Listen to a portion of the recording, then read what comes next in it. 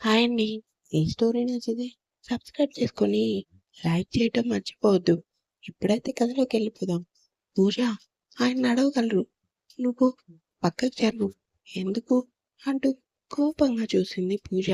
ఎందుకంటే ఆయనకి బాగోకపోతే భార్యగా సేవలు చేయడానికి నేనున్నా కదా! కాబట్టి నువ్వు పక్కకు జరుగు పూజ. సీత మాటలకి రామ్ ఆశ్చర్యంగా చూశాడు. పూజకైతే మండిపోయింది. నేను పక్కకు జరగాలా? మరి ఎవరనుకున్నావు? దారిని పువ్వమ్మ నేనుండగా ఆయనకి ఏం కానివ్వను అంటూ తన నడుంతో పూజను ఒక తోపు తోసి రామ్ చేతిని తన భుజంపై వేసుకుంది పూజ. పూజ కోపంగా సీతను చూసింది. "ఏమైంది పూజ అలా చూస్తున్నావు?" "ఏం లేదు సీత.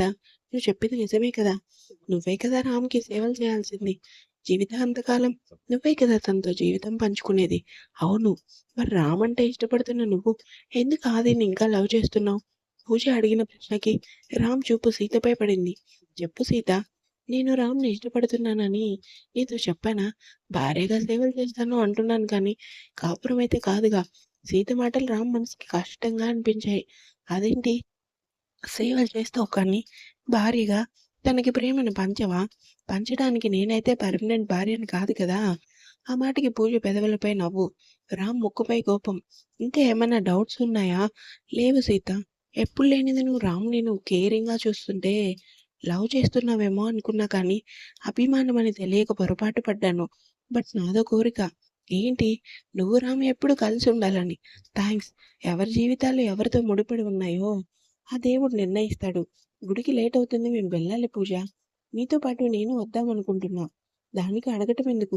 నువ్వు కారెక్కు పూజ అని రామ్ అనగానే సీత కోపంగా రామ్‌ని చూసింది. ఈ గ్యాప్‌లో దొరికింది సందు అన్నట్టు పూజ రామ్ కారెక్కింది. ఏంటా చూపు? తనెందుకు మనతో పాటు రావటం? ఏ నీకిష్టం లేదా? నాకిష్టం లేదని నేను చెప్పలేదు కదా! మరెందుకు క్వెషన్? బుర్ర పని చేయక అడిగానులే. నీకెప్పుడు పని చేసిందని మీరిలానే అడ్డదిడ్డంగా మాట్లాడితే పచ్చడైనా మీ కాలుని ఇంకా పచ్చడి చేసి పడేస్తా. ఉక్రోషంగా సీత అనగానే నువ్వు తొక్కేసేలోపు ఆ కాలుతో నీ పీక మీద వేసి నలిపినట్టు నలిపేస్తా. చనువిచ్చాను కదా అని చంకనెక్కి డాన్స్ చేయాలని చూడకు. నడ్డి విరగ్గొట్టి మూలను కూర్చోబెట్టేస్తాను. కోపంగా రామ్ వైపు చూసి కారెక్కింది సీత. రామ్ కార్ స్టార్ట్ చేస్తుంటే రామ్ నువ్వు వచ్చి బ్యాక్ సైడ్ కూర్చో. నేను డ్రైవింగ్ చేస్తా. నీ కాలు బాలేదు కదా! పూజ మాటలకి వందన సూటిగా సీతను చూసింది.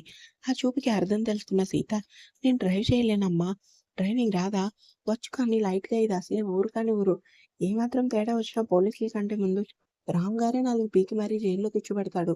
అవసరమా అన్నట్టు సీత చూసేసరికి వందన తనలో తానే చిన్నగా నవ్వుకుంది. "నువ్వు కారు దిగు రామ్. నేను డ్రైవ్ చేస్తా." "పర్లేదు పూజ" అని రామ్ అనగానే సీత నవ్వుతూ గర్వంగా పూజని చూసింది. మూత తిప్పుకుని విండో బయటకు చూసిన పూజ అసలు ఈ వందన ఏంటి? ఈ మధ్యన రామ్ ఇంకా సీత చెప్పిందే తిరుగుతుంది. అసలెవరీవిడ? నాన్నకు తెలిసి ఎందుకు చెప్పటం లేదు? ఇలా రకరకాల ఆలోచనల్లో మునిగిపోయింది. డ్రైవింగ్ చేస్తున్న రామ్‌ని చూసి ఇదేంటి ఇంత ప్రశాంతంగా ఉన్నాడు? సునామీ వచ్చే ముందు సూచనలైతే కాదుగా! నీ కుళ్ళు తెలివితేటలు పక్కన పెట్టి ముందు వాటర్ బాటిల్ ఇవ్వు. అదేంటి నేను మనసులో అనుకున్నాను. అయినా ఎలా చెప్పేశావు? కాస్త వాటర్ ఇస్తావా? ఎందుకో? పొద్దున్నే నా ముఖానికి కనీసం టిఫిన్ అయినా పెట్టావా? మళ్ళీ ఎందుకని క్వెషన్ అడుగుతున్నావు? గుడి నుంచి వచ్చాక తిందామని మీకేం పెట్టలేదు. ఆ మాత్రానికి ఎందుకంత కోపం? కాసేపు కూడా ఆకలికి తట్టుకోలేరా? చెప్పిన సాకులు చాలు కానీ ముందు బాటిల్ ఇచ్చి తగలడు. తిట్టకు ఇస్తున్నా అంటూ రామ్ చేతికి వాటర్ బాటిల్ ఇచ్చింది. సీత వాటర్ తాగి డ్రైవింగ్ స్పీడ్ పెంచాడు రామ్. కాసేపటికి కారు గుడి ముందు ఆగటంతో అందరూ కారు దిగారు. "నీకేం మాయరోగం వచ్చింది? కారు దిగడం లేదు." "అదే రామ్ గారు ఏం లేదు." "ఏయ్ నిజం చెప్పు." "ఏం లేదని" ఇబ్బందిగా రామ్‌ని చూసింది. "ఏమైందే?" భుజం దగ్గరున్న చీరని గట్టిగా పట్టుకొని చీర స్టేప్ ఊడిపోయింది. "సరే పెట్టుకో నేనిక్కడే ఉంటానులే." "ఏంటి ఇక్కడే ఉంటారా? అమ్మ తల్లి నీకు తోడుగా ఉంటాను అన్నాను అంతేకానీ నీ అందం చూసి కాదమ్మా."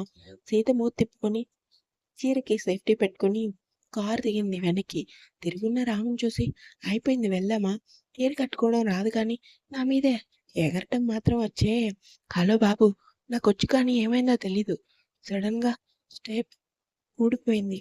ఏడ్చావులే పద లోపలికి అంటూ ఇద్దరూ దేవుడికి దండం పెట్టుకున్నారు.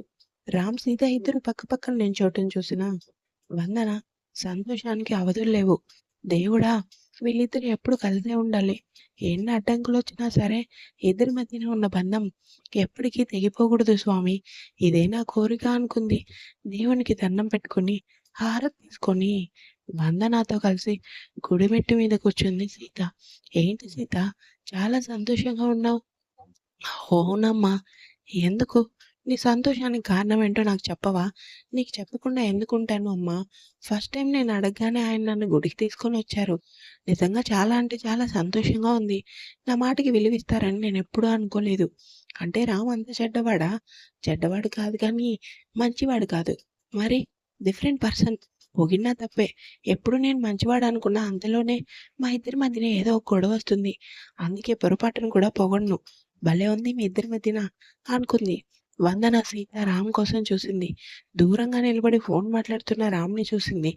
పంచకట్టులో ఆ సూర్యరశ్మి వెలుగులో అతను మరింత అందంగా మెరిసిపోతున్నాడు. కాల్ కట్ చేసి తనని చూస్తున్న సీతను చూసి చిన్నగా కన్ను కొట్టాడు. ఆ చర్యకి ఉలిక్కిపడిన సీత వెంటనే తేరుకొని, అమ్మ పద, ఇంక వెళ్దాం.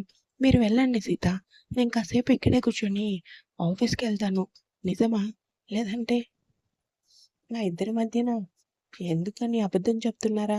సీత అంటూ వందన కోపంగా చూడగానే, సరే సరే అమ్మా, ఈవినింగ్ హోటల్‌కొస్తాను కదా!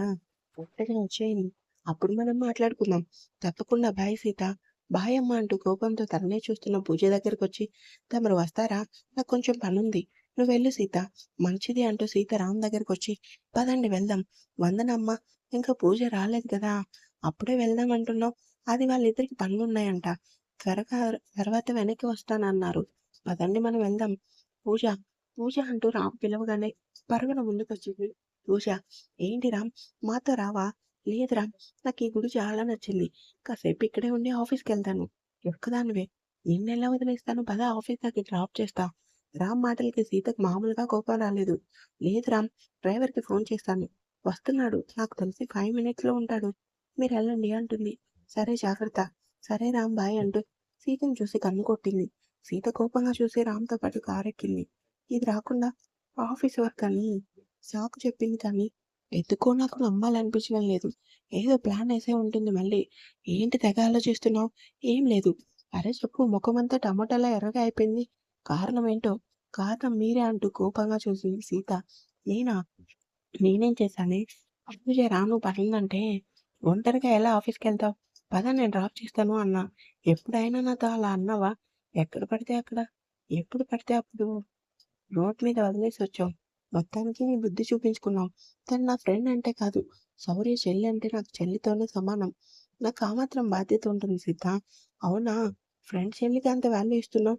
కనీసం అందులో పశ్చాత్తమైన కట్టుకున్న భార్యకి ఇస్తున్నావా? నీ దృష్టిలో నేనంటే ఎంత చులకనో ఈరోజు బాగా అర్థమైంది.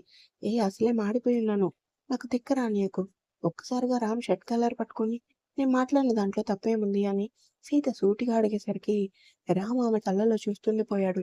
Car follow అవుతున్నావా? ఆ మేడం అవుతున్నా. జాగ్రత్తగా ఫాలో అవ్వు. చుట్టుపక్కల ఏమాత్రం అనుమానంగా ఉన్నా సరే నాకు వెంటనే ఫోన్ చెయ్యి. మీటింగ్ అవ్వగానే నేనొస్తా. సరే మేడం అని సెక్యూరిటీ ఫోన్ కట్ చేయగానే వదిన కోపంగా బయటకొచ్చింది. ఆమె వెనకే వచ్చిన పూజ ఎక్కడికెళ్తున్నారు? నీకు చెప్పాల్సిన అవసరం నాకు లేదు అంటుంది. నేను మీతో కొంచెం మాట్లాడాలి. నీతో మాట్లాడాలని నాకు అస్సలు లేదు. అసలెవరు మీరు? కోపంగా వెనక్కి తిరిగిన వందన, వెళ్లి మీ బాబుని అడుగు చెప్తాడు. వందన అంటే ఎవరో? మాటలు జాగ్రత్తగా రాని అంటూ పూజ కోపంగా చూడగానే వందన అంతే కోపంగా చిటికి వేస్తూ, మీ బాబు చెప్పిన ప్లాన్స్ అన్నీ ఇక్కడ సక్సెస్ అవ్వవు.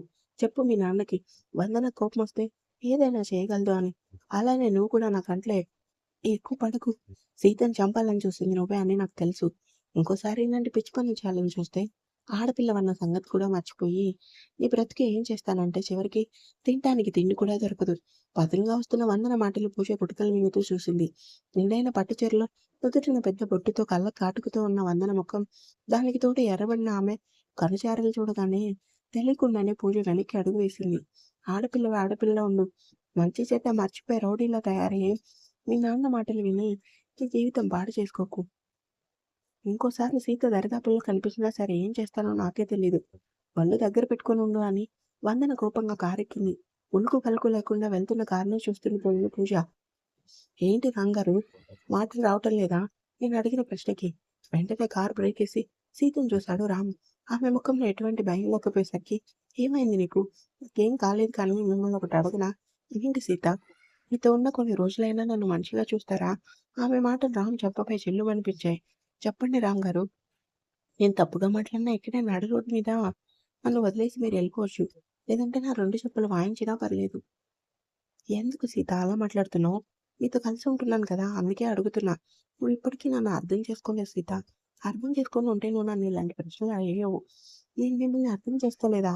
అర్థం చేసుకుంటే నన్నెందుకు రాక్షసుడిగా చూస్తావు? అంటూ చిన్నగా రామ్ అనేసరికి సీత ఏం మాట్లాడలేదు. ఉండి కొన్ని రోజులు నువ్వు నాతో ఫ్రీగా ఉండు. నేనేం నిన్ను ఇబ్బంది పెట్టను. కానీ నా దృష్టిలో అందరూ వేరు నువ్వు వేరు. ఏంటి? నా దృష్టిలో అందరూ వేరు నువ్వు వేరు అంటూ కారు స్టార్ట్ చేశాడు రామ్. మీరు చెప్పింది నాకు అర్థం కాలేదు రామ్ గారు. నువ్వు అర్థం చేసుకునే టైంకి బహుశా నేను నీ పక్కన ఉండకపోవచ్చు. అతని మాటలకి సూటిగా రామ్‌ని చూసింది సీత. ఇంకా ఉంది.